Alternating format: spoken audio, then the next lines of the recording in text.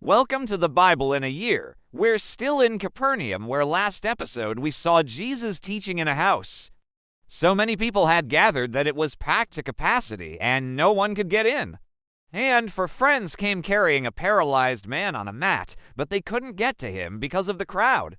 So rather than give up, they went to the roof, broke through the tiles, and lowered their friend down right in front of Jesus. In response to their great faith, Jesus forgave this man his sins. The religious leaders were outraged. They asked in their hearts, who can forgive sins but God alone?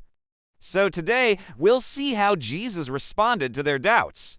If you missed the previous episode, I encourage you to pause and watch it before diving into today's message. Here in Mark chapter to verses 1 through 12, we read, "And when he was again in a house by the sea, many were gathered together, and they were eating.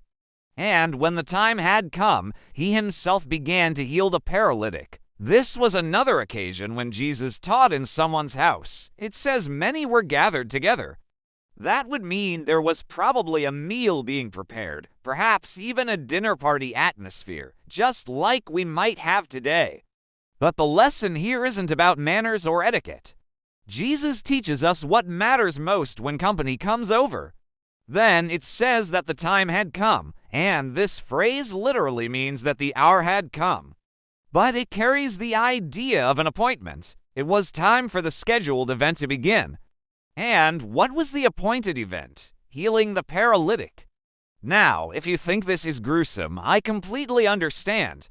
I remember watching an episode of Friends years ago, and Chandler accidentally sat on a bag of birdseed and feathers started flying everywhere. And Chandler said, "Could someone turn off the sprinklers? My skin is already waterproof." Well, something like that happened here, except much more dramatic. You need to picture a paralyzed man laying on a mat, covered in bird droppings. That would be pretty bad. But to make matters worse, imagine the smell from hours of decomposition mixed with the stench of urine and feces. Now, if you've been subscribed for any length of time, you know that in the Bible, smells often signify something spiritual. In Luke 15, the woman who lost a coin was compared to the smell of yeast. And in Revelation, a foul stench similar to human excrement was associated with Babylon. Now, I'm not trying to gross anyone out, but we must understand the context of the culture. In those days, hygiene was not common practice. People rarely bathed, and toilets were non-existent. The closest thing was a hole dug outside the city walls called a latrine. So you can imagine this man likely smelled awful, and Jesus was about to perform a miracle in front of company. Do you think anyone was gonna help clean him up? Of course not, but Jesus wasn't squeamish. He went right up to the man, looked at him, and extended his hand. In Mark 1, verse 40, it tells us that a man with leprosy came to him and begged him on his knees to heal him. Then Jesus stretched out his hand, touched him, and said, "I am willing.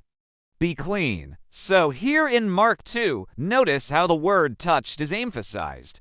It is separated from the rest of the sentence and placed right in the middle. As we read, when he had called him, the paralytic was afraid and said to him, "Rabbi, Lord, how can I be made clean?" Notice the man's use of the word clean. He doesn't ask for his paralysis to be healed. Instead, he asks for his filth to be cleansed. Perhaps he understood Jesus as a holy person and knew he needed purification before he could be healed. So how did Jesus respond to this request? First, he forgave his sins. It says, he said to him, "Son, your sins are forgiven." Now, for the religious leaders, this was blasphemous. They thought only God could forgive sins, and here Jesus was claiming that power for himself. And what was the purpose of these claims? To show that he had authority. Look at what he said next. "But so that you may know that the Son of Man has authority on earth to forgive sins." Then he turned to the paralytic and said, "Get up, pick up your mat, and go home." Immediately he got up, left the mat there, and went home. Imagine the scene. Everyone is staring. Some may have shouted, "Get out or don't listen to him." Others might have yelled, "He's crazy," or "He's a false prophet." And yet, despite all that, or maybe because of it, Jesus kept going. Now, we should never assume people will believe our message. Sometimes opposition actually helps drive the truth deeper into people's hearts. That's why Jesus told us to preach the gospel boldly and not to fear persecution. We don't do it for ourselves, but for everyone listening. The other reason for this story is to demonstrate faith. If you look closely, you'll see that Jesus didn't immediately heal the man. Why? Because he wanted to reveal the man's faith first. When the people on the roof heard Jesus forgive the man his sins, I wonder what they must have thought. They had brought this man to Jesus for healing, but now they realized his greatest need was forgiveness. Did they care? Of course, but could they grant that? No, yet they still showed up. They climbed onto the roof, they removed the tiles. They lowered their friend down, and that took great faith. If you want to live a life of faith, you must remember 3 things. First, we must identify the problem. A person in our life may be struggling physically, emotionally, spiritually, socially, economically, relationally, or even environmentally.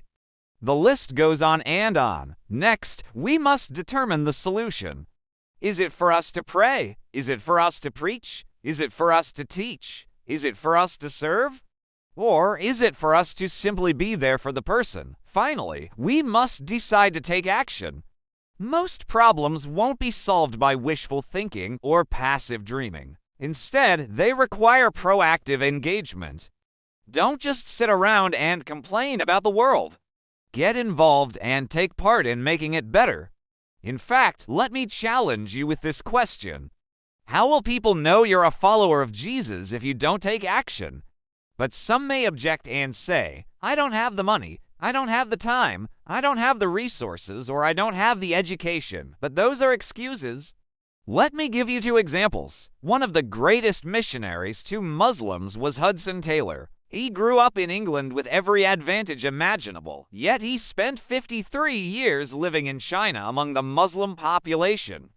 He suffered the same hardships they endured, including starvation. Hudgens later wrote, "When my body became emaciated, my blood ran in a thin watery channel, and my hands and feet were so swollen that I could hardly walk." Another missionary was Corrie ten Boom. She and her family hid Jews during World War II in their home in Haarlem, Netherlands. However, they were eventually discovered and sent to a concentration camp, where she was imprisoned for 8 years. She experienced firsthand the horrors of war and deprivation. Both Hudson and Corrie risked everything for the sake of the gospel. Are you willing to give up your comfort for Jesus? As we conclude, let's notice something interesting. When the paralytic walked out after being healed, the text says everyone was astonished. Literally, the word means that they were struck dumb. Astonishment seized them, and they glorified God. Mark writes this as if we should be speechless with wonder as we consider what Jesus did. We must marvel at his power. Here's what we learned. We are to follow Jesus' example and show compassion and concern for people's greatest needs. Secondly, we are to trust in Jesus' authority to solve our problems. And thirdly, we are to obey Jesus' commands and put our faith into action. Will you follow Jesus? Will you trust Jesus? And will you obey Jesus? I pray your answer is yes to all 3. Well, that's it for today. Thanks for joining us. If this video inspired you, please subscribe.